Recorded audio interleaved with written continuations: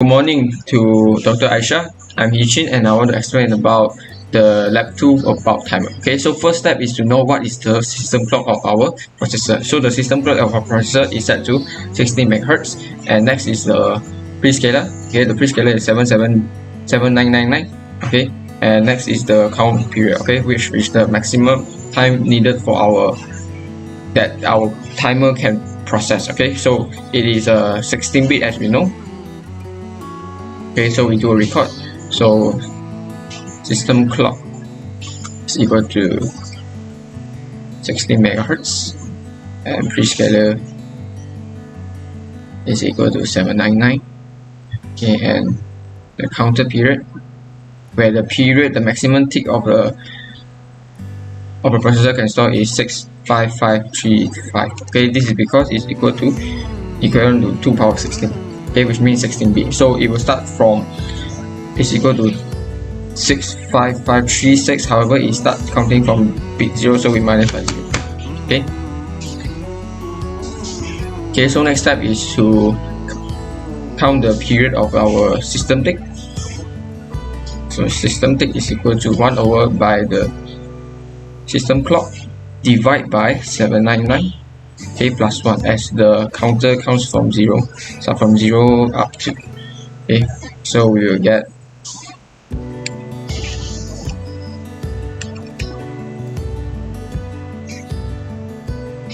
0.5 millisecond.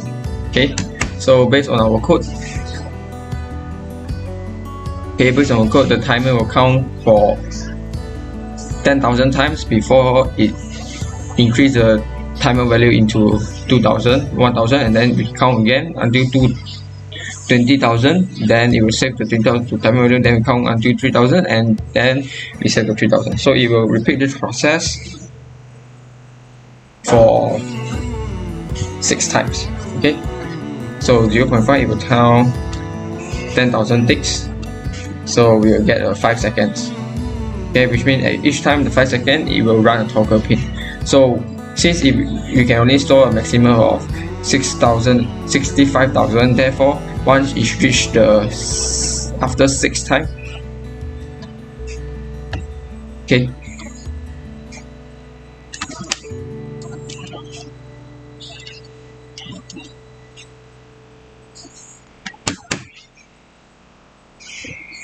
it will need 2 seconds to toggle the pin. So which means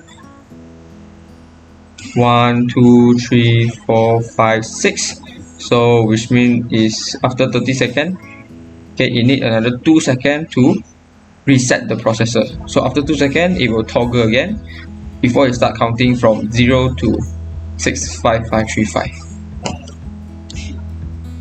So at here I have displayed. Okay, I'll display the process, and we will run. Okay, we start it. Okay, so we focus on the LED orange. Since once I connect to the resistor, it will have a problem. So I connect it without the resistor. So it will start the toggle each 5 seconds. So every 5 seconds. So once it hit 10 seconds, it will retoggle. So we'll wait until 32 seconds before it will. Okay, toggle. Okay, toggle. Okay, 15 seconds.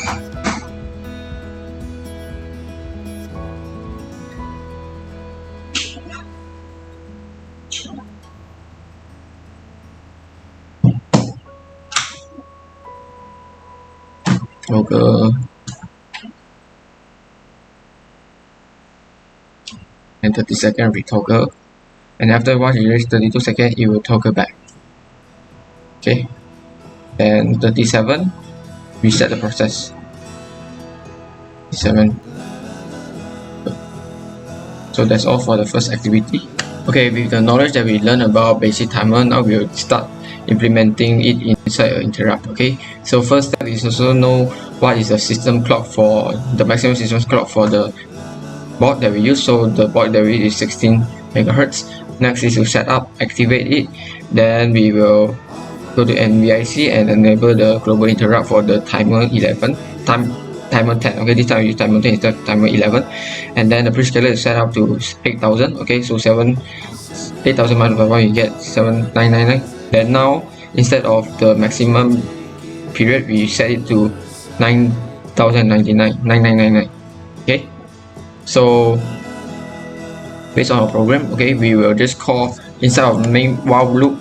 Now we have empty, no code inside of while loop, so it will run the interrupt externally. Okay, so this will save the computer power, and we will call a function which is called how timer period elapsed. It means once it reaches a certain period, okay, it will run the code inside this callback. Okay, so it will toggle the pin once the timer reach the maximum count time.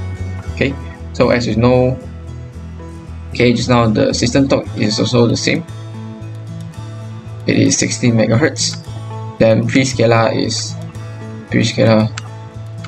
equal to 799 and then plus 1 because it counts starting from 0. Okay, next is the counter period. Okay, so the counter period is set to 9999. So maximum we can count from 0 to 999. So therefore the period for the ticks is equal to 1 over megahertz divided by the prescaler. So we'll get 0.5 millisecond. Then this is the mean. What does it mean is this one is the time needed for each tick. So each tick need a 0.5 millisecond. So 0.5 millisecond we can run 9,999 times before this callback will execute. So therefore we'll get 4.9995 seconds. Sorry, 995 seconds to run this function. Okay, so every 4.9995 seconds this pin will toggle. So we go back, we use the code which is lab2 underscore 4. Okay, so lab2 underscore 4 hex file is implemented. Then we start to debug it. Okay, then we observe the time at here. So once you reach 4.9994, okay, it will toggle. So another is approximately 10 seconds. 10 seconds will toggle back to turn off back. Okay.